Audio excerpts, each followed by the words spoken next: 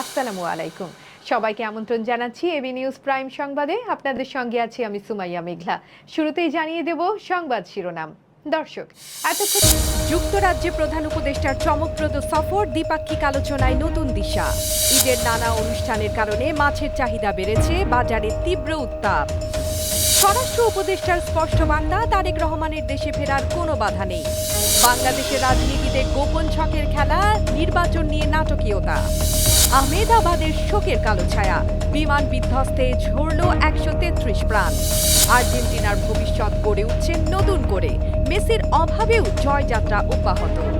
এতক্ষণ শুনছিলেন শিরোনাম, এখন বিস্তারিত। ৪ দিনের জন্য যুক্তরাজ্যে এসে পৌঁছেছেন বাংলাদেশের অন্তর্বর্তী সরকারের প্রধান উপদেষ্টা অধ্যাপক ডক্টর মোহাম্মদ ইউনুস। মঙ্গলবার ১০ জুন সকালে লন্ডনের হিথ্রো বিমানবন্দরে অবতরণ করেন তিনি, যেখানে তার আগমন ছিল বিশেষ এক পরিকল্পনার অংশ। স্থানীয় সময় সকাল ৭:৩০টার দিকে এমিরেটসের ফ্লাইটে তিনি পৌঁছান, আর এই সফর এখন নানা আলোচনার কেন্দ্রবিন্দুতে। সফরের তৃতীয় দিন বৃহস্পতিবারের কর্মসূচিতে অংশ নেয়ার পরিকল্পনা রয়েছে অধ্যাপক ইউনুসের। দিনের শুরুতেই তিনি রাজা চার্লস তৃতীয়ের সঙ্গে অডিয়েন্সে অংশ নেবেন। এরপর দুপুর ১:৩০ থেকে ৩টার মধ্যে তিনি রাজা চার্লস তৃতীয়ের পুরস্কার বিতরণী অনুষ্ঠানে উপস্থিত থাকবেন। বিকেল ৩:৩০টায় হাউস অব কমন্সের স্যার লিন্ডসে ওয়েলের সঙ্গে বৈঠক করবেন, যেখানে দ্বিপাক্ষিক সহযোগিতা, সামাজিক ব্যবসা, জলবায়ু পরিবর্তন সহ বিভিন্ন গুরুত্বপূর্ণ বিষয় নিয়ে আলোচনা হবে। I was remembering my first incarnation as a Boy Scout way back in 1955, just returning from 8th World Jamboree held in Canada. So I was interviewed by BBC about my experience in Bangla program. So I earned 2 guinea for that. So I still remember. It's a tremendous source of enjoyment that I earned 2 guinea in London. অপরদিকে বিকেল 4:30 থেকে 5:30টার মধ্যে তিনি community নেতাদের সঙ্গে meet and grit অনুষ্ঠানে অংশ নেবেন। দিন শেষে সন্ধ্যা 6:25 থেকে 6:45 মধ্যে তিনি UPL লিমিটেডের চেয়ারম্যান ও প্রধান নির্বাহী কর্মকর্তা জয় শ্রফের সঙ্গে সৌজন্য সাক্ষাৎ করবেন। বিশ্লেষকদের মতে এই সফর শুধুই একটি আনুষ্ঠানিকতার ব্যাপার নয়, এটি বাংলাদেশের বর্তমান পরিস্থিতিতে এক গুরুত্বপূর্ণ কূটনৈতিক দিক নির্দেশনা। দ্বিপাক্ষিক সম্পর্কের নতুন দিশা, জলবায়ু পরিবর্তন ও সামাজিক ব্যবসার মতো বিষয়গুলোতে এই সফর গুরুত্বপূর্ণ। পবিত্র ঈদুল আজহার দীর্ঘ ছুটি শেষের পথে। এ সময়ের বাজারে ক্রেতাদের ভিড় কম থাকলেও মাছের বাজারে তীব্র উত্তাপ দেখা গেছে। সবজির বাজারে যদিও কিছুটা স্বস্তি মিললেও মাছের দাম আকাশ ছুঁই। বৃহস্পতিবার ১২ জুন বাজারে ঘুরে এমন চিত্রই চোখে পড়েছে। বিক্রেতারা বলছেন, কোরবানির পর মানুষ এখন মাংসের প্রতি একটু অনীহা দেখাচ্ছে। এর পাশাপাশি ঈদের নানা অনুষ্ঠানের কারণে মাছের চাহিদা বেড়েছে। আবার জেলে পর্যায় থেকেও মাছের যোগান কমে যাওয়ায় দাম কিছুটা বেড়ে গেছে। মূলত প্রকারভেদে কেজিতে মাছের দাম বেড়েছে ৫০ থেকে ১৫০ টাকা পর্যন্ত। সবচেয়ে বেশি বিক্রি হওয়া রুই ও কাতল এখন ৩০০ টাকার উপর বিক্রি হচ্ছে। সিলভার কার্প ও মৃগেল ২০০ থেকে ২৮০ টাকায় বিক্রি হচ্ছে।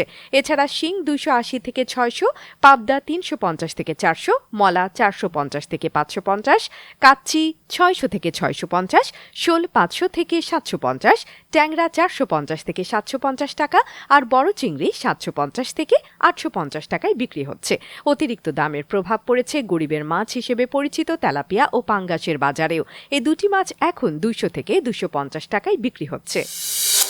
গাজীপুরের শালনা হাইওয়ে থানা পরিদর্শন শেষে এক সংবাদ সম্মেলনে স্বরাষ্ট্র উপদেষ্টা লেফটেন্যান্ট জেনারেল অবসরপ্রাপ্ত জাহাঙ্গীর আলম চৌধুরী বলেছেন, দেশের নাগরিক হিসেবে তারেক রহমানের দেশে ফিরে আসতে কোনো অসুবিধা নেই। তিনি স্পষ্ট করে বলেন, উনি বাংলাদেশের নাগরিক, তাই ইচ্ছে করলে যে কোনো সময় ফিরে আসতে পারবেন। যখন মনে করবেন তখনই তিনি ফিরে যাবেন। বৃহস্পতিবার ১২ জুন সকাল ১১টার দিকে গাড়ি থেকে নামার পর প্রথমে সাংবাদিকদের মাস্ক প্রদান করেন এবং এরপর থানার পরিদর্শন করেন। পরিদর্শন শেষে সাংবাদিকদের মুখোমুখি হয়ে তিনি এই গুরুত্বপূর্ণ বার্তা দেন। উপদেষ্টা বিশেষভাবে অনুরোধ করেন সাংবাদিকরা যেন খণ্ডিত রিপোর্ট না করেন। তিনি বলেন, যা বলি তাকে পুরোপুরি তুলে ধরুন। পার্শ্ববর্তী দেশগুলো এই রিপোর্টগুলো তাদের স্বার্থে ব্যবহার করে মিথ্যা প্রচার করে, তাই রিপোর্ট দেওয়ার সময় সম্পূর্ণ বিষয়টি উপস্থাপন করার জন্য তিনি সকলের প্রতি আহ্বান জানান। ওনার তো দেশে ফেরার তো কোনো অসুবিধা নাই। উনি যে কোনো সময় ইচ্ছা, উনি বাংলাদেশের নাগরিক, যে কোনো সময় ইচ্ছা উনি দেশে ফিরতে পারবেন। যেই সময় উনি মনে করবেন উনি সেই সময় দেশে ফিরবেন। ওনার তো দেশে ফেরার তো কোনো অসুবিধা নাই। উনি যে কোনো সময় ইচ্ছা, উনি বাংলাদেশের নাগরিক, যে কোনো সময় ইচ্ছা উনি দেশে ফিরতে পারবেন। রাজনৈতিক অঙ্গনে এখন বড় প্রশ্নটি হলো কবে অনুষ্ঠিত হবে দেশের মূল ইস্যু জাতীয় সংসদ নির্বাচন। তবে এই প্রশ্নের উত্তর যেন এখনো স্পষ্ট নয়। সরকারি নীতি নির্ধারকদের মধ্যে কিছুটা অপ্রকাশ্য রূপরেখা থাকলেও তারা এখনো কোনো দৃশ্যমান দিক নির্দেশনা দিতে পারেননি, বরং চলছে একের পর এক সংস্কার আন্দোলন, যা যেন একটি নাটকীয় পরিস্থিতির জন্ম দিচ্ছে। এই জটিল নাটকীয়তার মধ্যে রাজনৈতিক বিশ্লেষকদের ধারণা মূল লক্ষ্য হল সময় ক্ষেপণ করে পরিস্থিতি জটিল করে তোলা। বিস্তারিত দেখুন প্রতিবেদনে। নির্বাচন ডিসেম্বর থেকে আগামী বছরের জুনের মধ্যে অনুষ্ঠিত হবে। দেশের রাজনৈতিক অঙ্গনে এখন প্রধান প্রশ্নটি হলো কখন হবে জাতীয় সংসদ নির্বাচন। ডক্টর মোহাম্মদ ইউনূসের নেতৃত্বে থাকা অন্তর্বর্তী সরকার এখনো স্পষ্ট কোনো দিক নির্দেশনা দিতে পারেনি। পরিবর্তে চলছে একের পর এক সংস্কার আন্দোলন।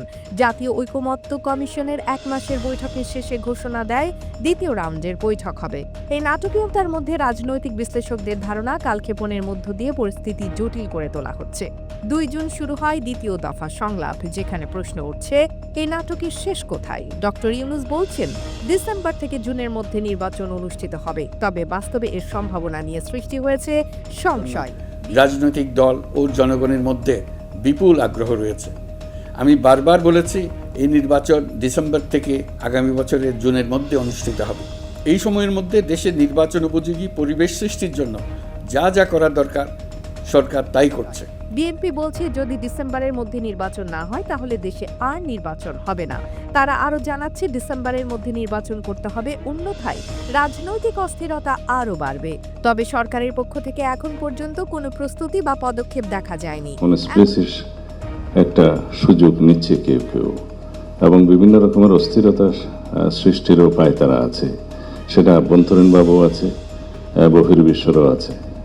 অনেকে বক্তব্য রেখেছেন যে পার্শ্ববর্তী একটা দেশ নির্বাচন চাই, ওরা নির্বাচন চায় না বলে কি আমরা অনির্দিষ্টকাল নির্বাচন চাইবো না? এমন পরিস্থিতিতে অজান্তে চলতে থাকছে একটি জাতীয় সরকার গঠনের প্রক্রিয়া। নানা মহলে এই পরিকল্পনার গুঞ্জন শোনা যাচ্ছে। এই পরিকল্পনা শুরু হয়েছিল 3 মাস আগে, যখন রাষ্ট্রপতি শাহাবুদ্দিনের অপসারণের দাবি ওঠে এবং বঙ্গভবন ঘেরাবের কর্মসূচি পালিত হয়। বিএনপি ও আন্দোলনকারীদের বিরোধিতা থাকলেও শেষ পর্যন্ত তা সম্ভব হয়নি। তবে আলোচনায় উঠে আসে ডক্টর ইউনূসের নেতৃত্বে একটি জাতীয় সরকার গঠনের পরিকল্পনা। বর্তমানে আবারও আলোচনায় এসেছে নির্বাচন পিছিয়ে দিয়ে আরও কিছু বছর ধরে ওই জাতীয় সরকারের ক্ষমতায় থাকার প্রস্তাব। বিভিন্ন মহলে এই প্রস্তাবের ব্যাপক সমর্থন থাকলেও বিএনপি এই পরিকল্পনায় রাজি নয়। দেশের রাজনৈতিক অস্থিরতার এই পরিস্থিতিতে নতুন আলো আসার অপেক্ষায় দেশের জনগণ। পরিস্থিতি কবে বদলাবে তার জন্য সকলের নজর করা থাকছে। AB news desk report. গুজরাটের প্রাণকেন্দ্র আহমেদাবাদে এক ভয়ঙ্কর দুর্ঘটনা ঘটেছে, যেখানে একটি বিমানের বিধ্বস্ত হয়ে কমপক্ষে 133 জনের প্রাণ হারানোর খবর পাওয়া গেছে। এই সংখ্যা আরও বাড়ার আশঙ্কা রয়েছে। সংবাদ মাধ্যমে প্রকাশিত খবর অনুযায়ী এই বিমানটি ছিল 232 জন সাধারণ যাত্রী ও 10 জন ক্রু নিয়ে, যারা বৃহস্পতিবার দুপুরের দিকে সর্দার বল্লভভাই প্যাটেল বিমানবন্দর থেকে লন্ডনের উদ্দেশ্যে উড্ডয়ন করেছিল।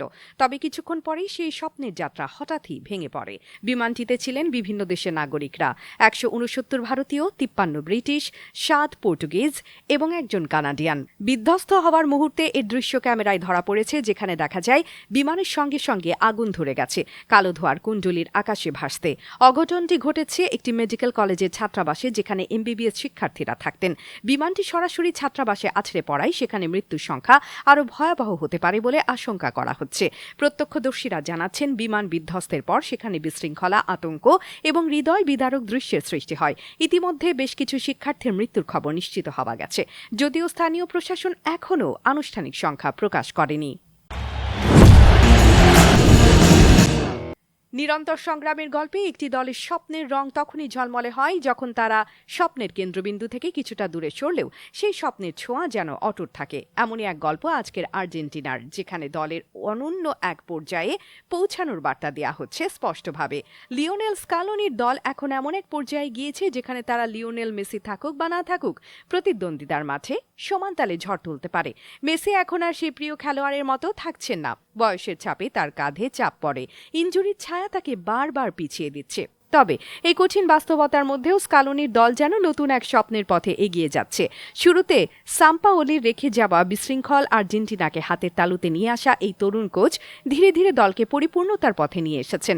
তার পরিশ্রমের ফলাফল স্পষ্ট, 4টি শিরোপা, যার মধ্যে ভবিষ্যতের বিশ্বকাপও রয়েছে। আর সব শিরোপার মঞ্চে ছিলেন লিওনেল মেসি, যিনি বারবারই বদলে দিয়েছেন দলের ভাগ্য। আর্জেন্টিনার ভবিষ্যৎ এখন নতুন দিশায়, কিন্তু দলের শক্তি এখন তার উপর নির্ভর করে না। স্কালোনির নেতৃত্বে এই দল এখন নতুন করে স্বপ্ন দেখছে, নতুন করে জয়যাত্রা শুরু করেছে। দর্শক, সর্বশেষ খবর পেতে চোখ রাখুন আমাদের ফেসবুক পেজ ও ইউটিউব চ্যানেলে। আমরা আছি ইনস্টাগ্রামেও। সেই সঙ্গে সবচেয়ে সংবাদ পেতে ভিজিট করুন আমাদের ওয়েবসাইট www.abnewsinternational.com-এ।